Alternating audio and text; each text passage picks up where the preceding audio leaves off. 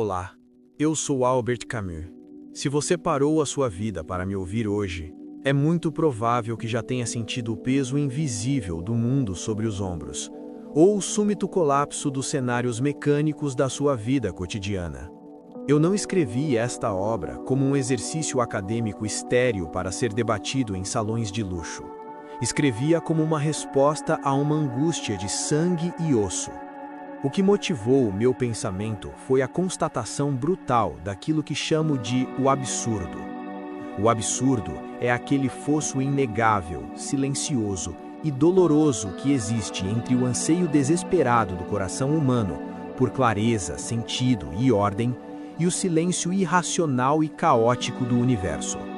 Nós gritamos por respostas aos céus e o cosmos nos devolve apenas o eco da nossa própria voz. Essa é a ferida aberta da humanidade. A dor que busco curar aqui não é a dor de uma tristeza passageira, mas o desespero existencial supremo. Só existe um problema filosófico verdadeiramente sério: o suicídio. Julgar se a vida vale ou não a pena ser vivida é responder à questão fundamental da existência. Todo o resto é mero jogo de palavras. Pense na rotina mecânica que você vive. Levantar, trânsito, 4 horas no escritório, refeição, trânsito, mais 4 horas de trabalho, sono e o mesmo ritmo alienante de segunda a sábado. Um dia, repentinamente, o porquê se levanta na sua mente e tudo começa num cansaço tingido de espanto. Esse espanto é o despertar. É quando o cenário desmorona e você se vê frente a frente com o absurdo. A partir daí, ou se recai na inconsciência, ou se desperta definitivamente. Muitos fogem dessa clareza insuportável através da morte física. Outros, a esmagadora maioria, fogem através daquilo que diagnostico como suicídio filosófico. O suicídio filosófico é o salto de fé cego, é a fuga para religiões, ideologias políticas ou esperanças irracionais que prometem um sentido ilusório, uma vida após a morte ou uma utopia futura que justificará a dor do presente. Quando você, diante do irracional, decide divinizar o próprio absurdo e criar um sentido que não existe, você está traindo a sua razão. A verdadeira postura exige que mantenhamos a atenção viva. O absurdo não dita a morte, ele dita o despertar.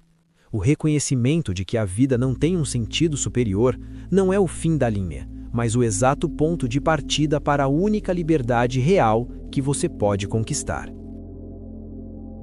Se nós retiramos a dimensão da eternidade e a muleta da esperança futura, como devemos viver no aqui e no agora? A ética do homem absurdo baseia-se na quantidade da experiência, não numa qualidade moral superior imposta por deuses ou pela sociedade. O que importa para quem sabe que vai morrer e desaparecer não é viver melhor em termos de pureza transcendental, mas viver mais. A verdadeira revolta é a certeza de um destino esmagador, a morte, mas sem a resignação complacente que deveria acompanhá-lo. É essa revolta violenta contra o nada que confere valor à vida e lhe restitui a sua majestade. O homem absurdo sabe que não há amanhã e, justamente por isso, torna-se radicalmente livre de regras absolutas. Para ilustrar essa lucidez, apresento as figuras que encarnam o esgotamento do presente. Pense no Dom Juan, o sedutor. Ele não busca a ilusão do amor romântico eterno. Ele busca a repetição ininterrupta da paixão. Ele está ciente de que o amor verdadeiro é aquele que consome e é efêmero por natureza. Ele multiplica a sua vida nas suas conquistas, exigindo a repetição infinita dessa afirmação de vida contra o tempo que passa. Pense também na figura do ator. O ator reina soberano no efêmero. Em 3 horas de palco, sobre os holofotes, ele experimenta e esgota o destino glorioso ou terrível de heróis que um homem comum levaria séculos para tatear. Ele desenha suas múltiplas vidas, sabendo perfeitamente que, no fim, as cortinas de veludo se fecham e não há nada além dos aplausos que logo silenciarão.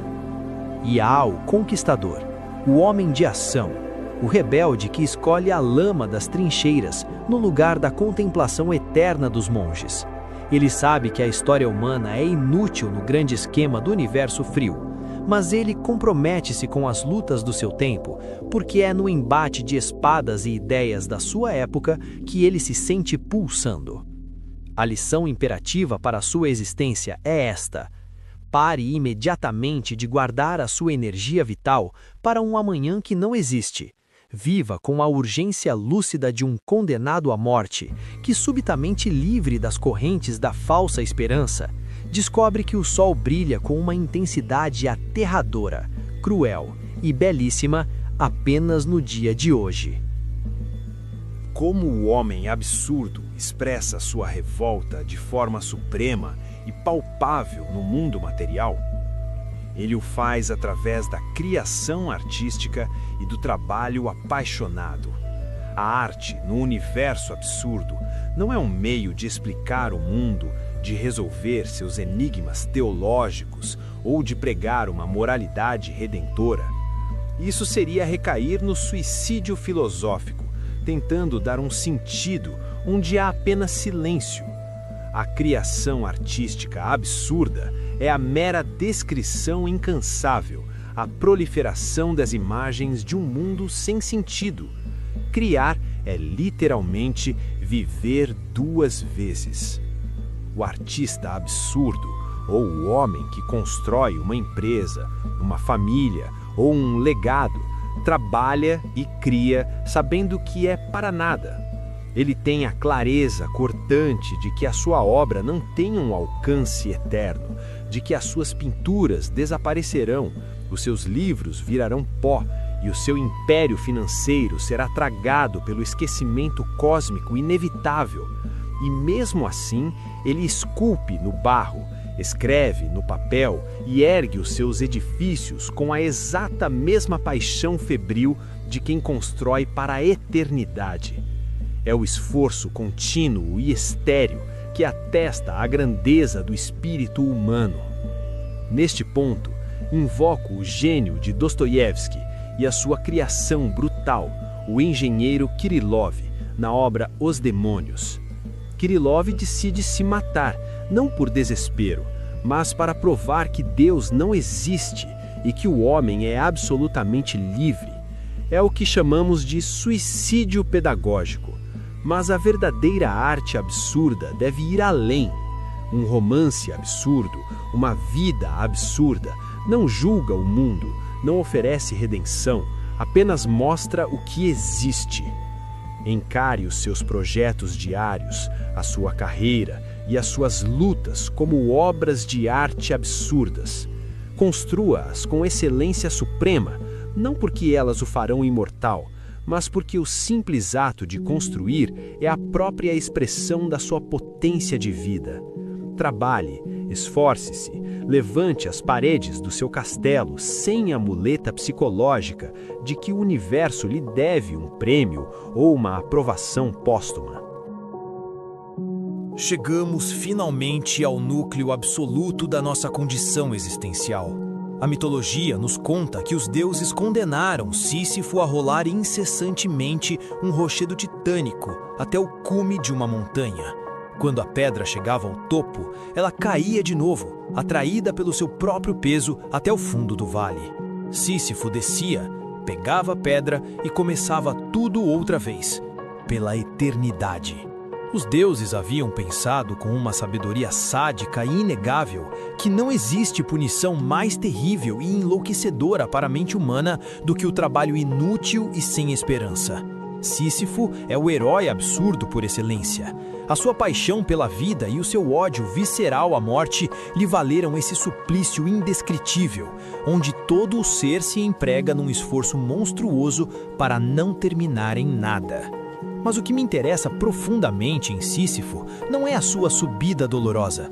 O que me interessa é a sua descida, aquele instante de pausa silenciosa. Quando a pedra rola de volta para o vale, Sísifo vira as costas para o cume e começa a caminhar lentamente montanha abaixo para buscá-la. É durante esse retorno, nessa pausa exata e terrível, que ele se torna consciente. Se o passo da sua descida fosse amortecido pela esperança frágil de que o tormento acabaria um dia, não haveria tragédia. Haveria apenas ingenuidade. Mas Sísifo sabe de tudo. Ele sabe que a pedra está lá embaixo, inerte, esperando pelo seu suor. A sua clareza, que deveria ser o seu maior tormento, é na verdade a coroa da sua vitória. Não há destino, por mais esmagador e repetitivo que seja, que não possa ser superado pelo desprezo. Quando Sísifo desce a montanha para abraçar a sua pedra novamente, ele o faz por sua própria vontade lúcida. Ele toma posse absoluta da sua rocha. O universo, doravante, sem um senhor divino para ditar as regras, não lhe parece nem estéril nem fútil. A própria luta em direção aos cimos é suficiente para preencher um coração humano. É preciso imaginar Sísifo feliz. Chegou o momento de conectar os pontos no bônus extra, o cantinho do saber. O meu diagnóstico absurdo não flutua isolado no vazio. Ele repousa sobre os ombros dos gigantes que o precederam e daqueles que vieram depois. A aceitação jovial e brutal de Sísifo em carregar a sua pedra ecoa diretamente o amor fati, o amor ao destino, de Friedrich Nietzsche, bem como seu conceito do eterno retorno, a disposição heróica de viver a exata mesma vida, com todas as suas dores e fardos infinitas vezes, respondendo ao universo com um sim retumbante. Quando rejeito a esperança e o salto de fé em direção a uma divindade salvadora, cruzo espadas diretamente com Soren Kierkegaard. Contudo, na biblioteca da resiliência humana, o meu herói absurdo converge perfeitamente com Viktor Frankl, em busca de sentido. Embora Frankl defenda que precisamos encontrar um sentido para sobreviver, a mecânica da resistência é a mesma. A atitude que um indivíduo escolhe adotar perante o sofrimento inevitável é onde reside a sua liberdade suprema e intocável. E quando Jordan Peterson exige que o homem carregue voluntariamente o peso e o caos da sua existência para encontrar a ordem, nós vemos ali a sombra imortal de Sísifo. A teoria filosófica sem o suor da ação é apenas covardia intelectual. O universo está calado. A sua resposta a ele deve ser estrondosa. Execute o seu plano de batalha hoje. Primeiro, desperte do automático. Ao executar a tarefa mais mecânica e monótona da sua rotina de hoje, pare por 3 segundos. Tome consciência absoluta de que você está vivo. Recuse-se a viver anestesiado. Segundo, esbote o presente. Pare de sacrificar o dia de hoje por um futuro ideal que nunca chega. Beba o seu café sentindo a temperatura. Olhe nos olhos de quem você ama sem checar o celular. Viva com a intensidade de um condenado à morte cujo perdão foi revogado. Terceiro, crie pela glória da ação. Inicie aquele projeto que você abandonou por achar que não daria dinheiro ou status. Escreva, construa ou treine apenas pela fúria de colocar a sua energia no mundo, sem esperar os aplausos do amanhã. Quarto, abrace a sua pedra. Identifique o maior fardo repetitivo da sua vida atual. Pare de choramingar como uma vítima das circunstâncias. Olhe para a montanha e mude o seu vocabulário interno de "eu sou obrigado a fazer isso" para "eu escolho carregar esta rocha hoje". A verdadeira riqueza existencial não reside na esperança fraca de um final feliz, mas na densidade crua do suor gasto empurrando a pedra todos os dias. Tome posse da sua rocha. Faça o absurdo viver através da sua revolta. O seu destino pertence a você. Desligando e até o próximo episódio.